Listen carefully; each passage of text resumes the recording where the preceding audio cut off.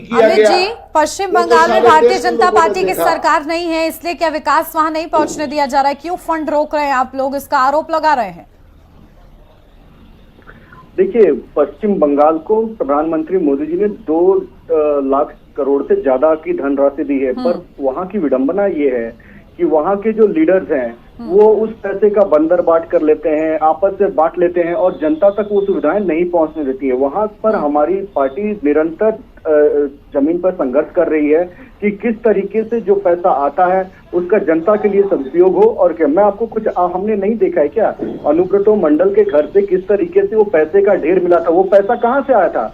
गौ तस्करी से लेके कोयला घोटाले से लेके अन्य तमाम मामलों में, आपराधिक मामलों में टीएमसी के बड़े लीडर उसमें अभियुक्त हैं। आप पार्था चटर्जी की बात कर लीजिए, अनुब्रतो मंडल की बात कर लीजिए, मदन मित्रा की बात कर लीजिए, शौकत मुल्ला की बात कर लीजिए, ये सभी लोग करप्शन में लिप्त हैं। चाहे वो बांग्लादेश से गैर कानूनी तरीके से लोगों को लेकर आना हो, चाहे पाचामी माइन से कोयला घोटाला हो या आसनसोल से कोयला घोटाला हो, उसके बाद पार्था चटर्जी किस तरीके से गौ तस्करी करते हुए पकड़े जाते हैं, उसके बाद अनुब्रतो मंडल के नजदीकियों के घर से पैसे का पहाड़ पाया जाता है। वो पैसा कहाँ से आता है?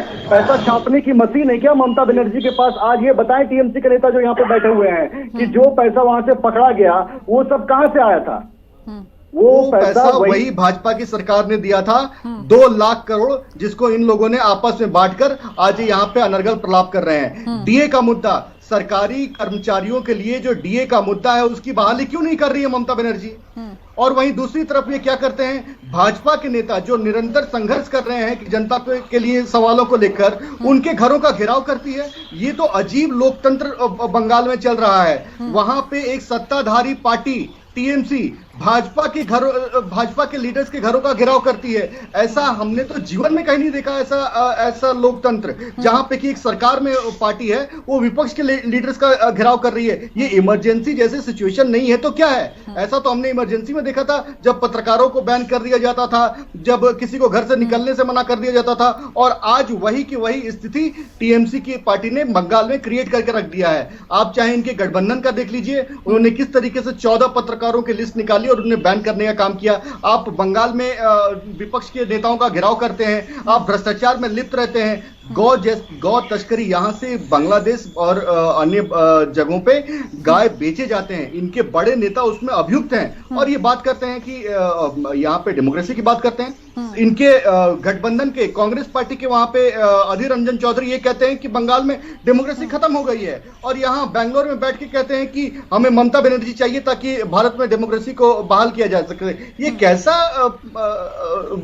लाभ चल रहा है, मुझे तो समझ में ही नहीं आता। ठीक है अमित जी, पहले तो आप जवाब दीजिए, क्योंकि अब्बू जी ने भी बड़े मुद्दे उठाए हैं कि किस तरीके से मनमोहन जी की सरकार में क्या कुछ हो रहा था और 2014 के बाद क्या कुछ हो रहा था। ये सीधा सीधा वो आरोप लगा रहे हैं। क्या पूरी निष्पक्षता के साथ जो संकल्प है भारतीय जनता पार्टी का, उसे आगे बढ़ाया जा रहा है?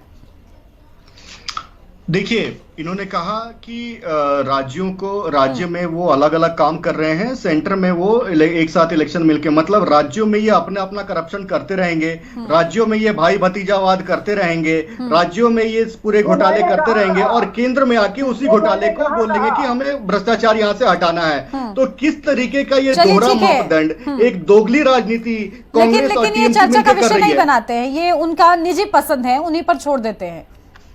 जी, मैं उसी चाहता हूँ, उनके निजी पसंद को ही मैं उजागर करने की कोशिश कर रहा हूँ। तो इनका दोहरा मापदंड किस तरीके से नजर आता है, ये जनता देख रही है। देखिए, इलेक्शन आज वहां पे आप बड़े बड़े नेताओं का बात कर लीजिए, चाहे वो शौकत मुल्ला हो, पार्था चटर्जी जेल में ही है, अनुब्रतो मंडल जेल में ही है, मदन मित्रा जेल जाने वाले हैं। किस तरीके से मलय घटक वहां पे देवचा और पाचामी माइन से किस तरीके से कोयला का घोटाला हो रहा है, बंदर बाट चल रही है वहां पे, ये हमें पता ही नहीं चल पाता है, और मीडिया को जाने भी नहीं दिया जाता। अगर कोई निष्पक्ष मीडिया है तो उसे वहां घुसने भी नहीं दिया जाएगा। किस तरीके से पांडवेसर, किस तरीके से आसनसोल और रानीगंज में किस तरीके से वहां पे यूनियन के माध्यम से, वहां पे टीएमसी का यूनियन वहां पे इतना सक्रिय है कि इतना गुंडागर्दी चलता है। हमने सबने देखा वहां पे जब पंचायत इलेक्शन अभी हाल में हुए, किस तरीके से हिंसा हुई, वहां पे पुलिस और स्टेट कमीशन टीएमसी का एजेंट बनकर काम कर रहा है, टीएमसी के दलाल बने हुए हैं वहां पे ये सरकारी संस्थाएं। और ये बात करते हैं कि इन सब चीजों को अलग करके देखना चाहिए। जब कांग्रेस की सरकार थी, इन्होंने कहा कि 40,000 करोड़ आवंटित हुआ, लेकिन दिया कितना गया? मात्र 7,000 करोड़ बंगाल को दिया गया। जब हमारी सरकार आई, मनरेगा में हमने 30,000 करोड़ दिया। ये फर्क है भारतीय जनता पार्टी में और अन्य सरकारों में किस तरीके से। लेकिन जो पैसा जाता है सरकार के वहां के गरीब कल्याण के लिए, वो मंत्रियों में बढ़ जाता है, वो टोलाबाज लेके चले जाते हैं और वहां पे हर एक चीज के लिए कट मनी दिया जाता है। अगर आप वो कट मनी नहीं देंगे तो आपको 1 रुपया भी नहीं मिलेगा। ये हालत है वहां पे टीएमसी की। और अधीर रंजन चौधरी तो स्वयं कहते हैं कि टीएमसी में डेमोक्रेसी खत्म हो गया है, वहां पे अराजकता है, वहां पे हिंसा है, वहां पे राजनीति रक्त रंजित हो चुकी है। तो किस नाम पे ये यहाँ पे बोल रहे हैं कि सब चीजों को अलग करके देखना चाहिए?